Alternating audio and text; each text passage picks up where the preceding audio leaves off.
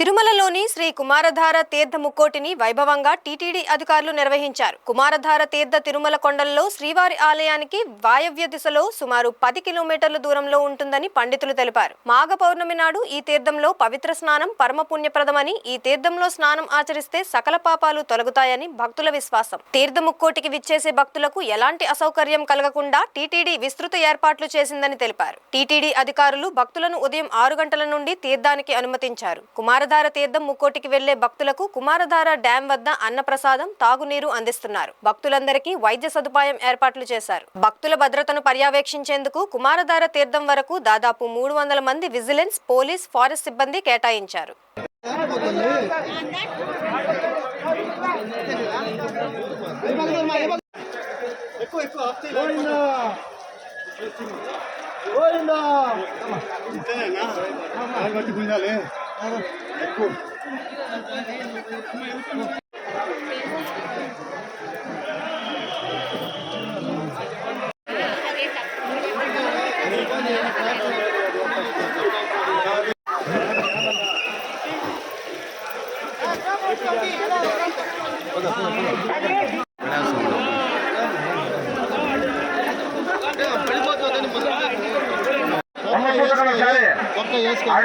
అడుగు తీసి అడుగు దాంట్లో లేదు.